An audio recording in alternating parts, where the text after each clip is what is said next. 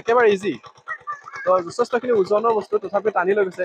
ইয়াৰ ওপৰত মই উঠি দিছোঁ টানিব পাৰেনে নাই চাওক। বেলেগ ধৰণৰ বাইক। এইটো দৃশ্য নম্বৰ 3। এইটো ভাবিছে আপোনালোকে পানী কঢ়িওৱা গেলান হয়, বাট এইটো হোম মেড গেলান বক্স হয় একচুৱেলি। আপোনালোকে যদি এইফালে চায় তেতিয়াহে ইয়াৰ চেহেৰাটো ধৰা পৰিব। এইটো এতিয়া আহিছোঁ আমি দৃশ্য নম্বৰ 4 লৈ। আমি এইটোতো কোনো অৰ্ডিনেৰী জুইশাল নহয়, ইয়াতো টেকন'লজি সোমাই আছে।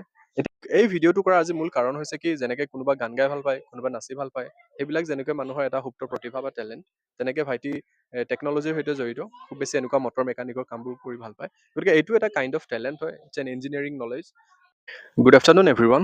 এতিয়া বাজিছে দুপৰীয়া 12 আৰু দেখিছে এইটো আমাৰ ঘৰ, আৰু আমাৰ ঘৰৰ ঠিক সোঁ চাইডে এইটো আমাৰ খুৰাৰ ঘৰ।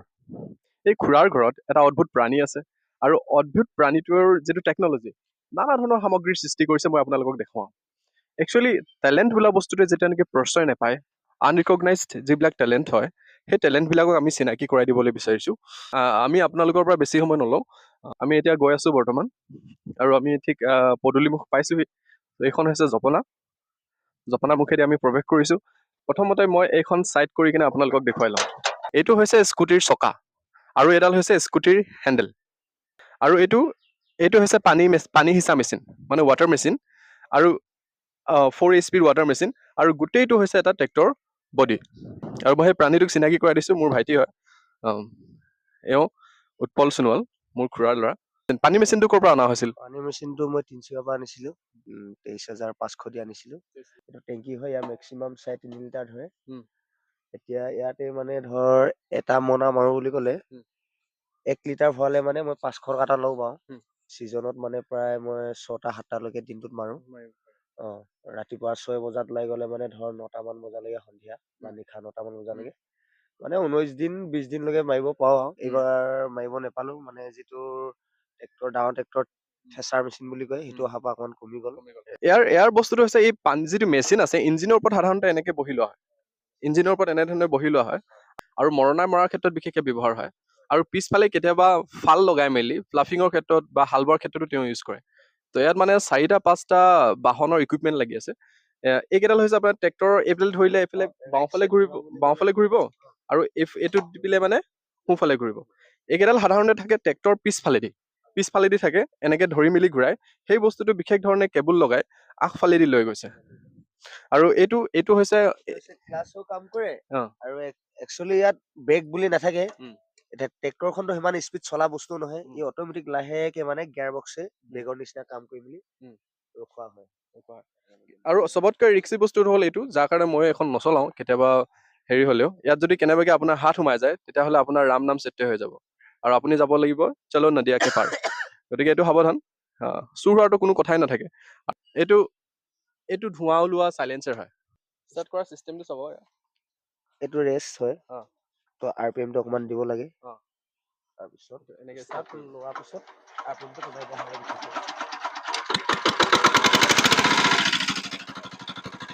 এবাৰ চলাই দেখাবচোন অলপ। এইটো চাওক।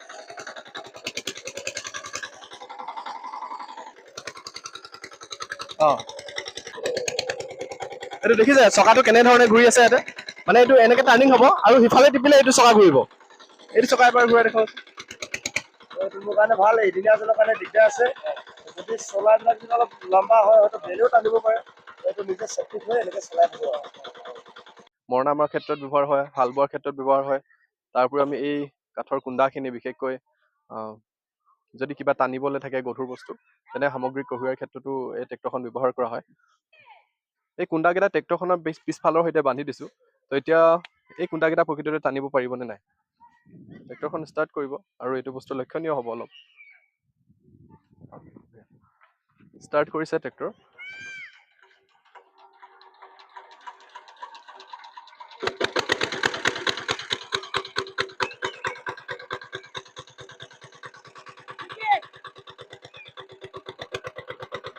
একেবাৰে ইজি। তো যথেষ্টখিনি ওজনৰ বস্তু তথাপি টানি লৈ গৈছে। ইয়াৰ ওপৰত মই উঠি দিছোঁ টানিব পাৰেনে নাই চাওক। মই ইয়াৰ পৰা উঠি দি ময়ো গৈ আছোঁ।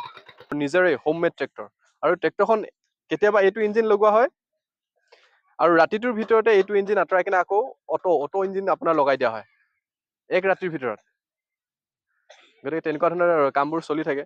আৰু ৰাতিপুৱা সন্ধিয়া যদি 5টামান বজাত কামটো আৰম্ভ হয় আৰু ৰাতিপুৱা 5টালৈকে কামটো কৰি থকা হয়, মূৰত টৰ্চ লাইট বান্ধি মেলি। ট্ৰেক্টৰখনৰ কাৰুকাৰ্যবিলাক দেখালো। এতিয়া আহিছে দৃশ্য নম্বৰ 2। এইখন বাইকখন চাওক, ধুম বাইকখন নিচিনা লগা নাই নে বাৰু? আগফালে এইটো চাওক কেনেকুৱা ধৰণৰ লেম্প, আৰু এইটো হৈছে টেংকি। কি বাইক হয় এইখন বাৰু? কেতিয়াবা লাগিছে বুলেটৰ নিচিনা, কেতিয়াবা লাগিছে FZ-ৰ নিচিনা। তো এটা মিক্স উভয়লিংগ বাইক হয়। তো যদিহে চোৱা যায় এই বাইকখনো এই মাডগাৰ্ডবিলাক কেনেধৰণে কাটি থোৱা আছে, তেনেকুৱা ধৰণৰ আৰু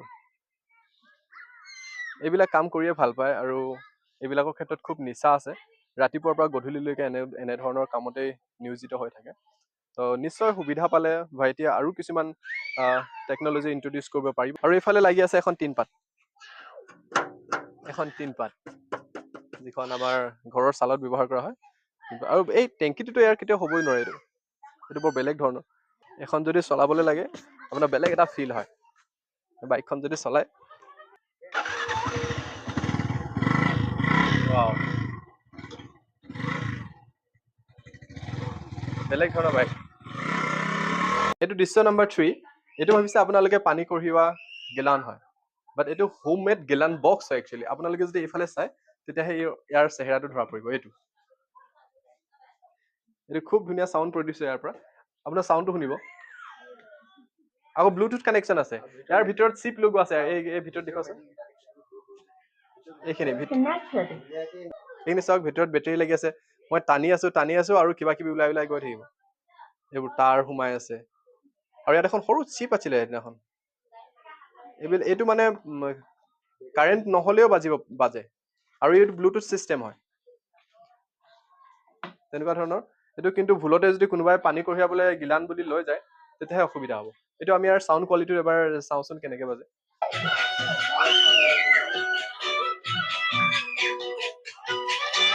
এতিয়া আহিছো আমি দৃশ্য নম্বৰ 4লৈ। এইটোতো কোনো অৰ্ডিনেৰী জুইশাল নহয়, ইয়াতো টেকন'লজি সোমাই আছে।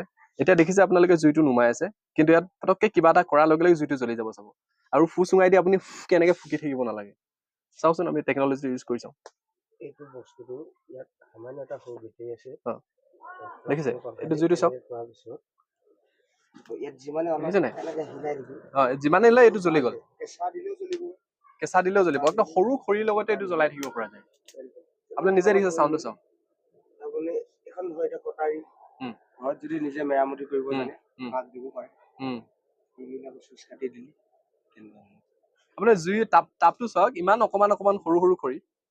এই খৰিবিলাক কিন্তু ইয়াত দিলে কিমান ডাঙৰকে জ্বলিছে, কাৰণ সিফালৰ পৰা ফেনৰ মেকানিজম আছে, ভিতৰি ফেন আছে।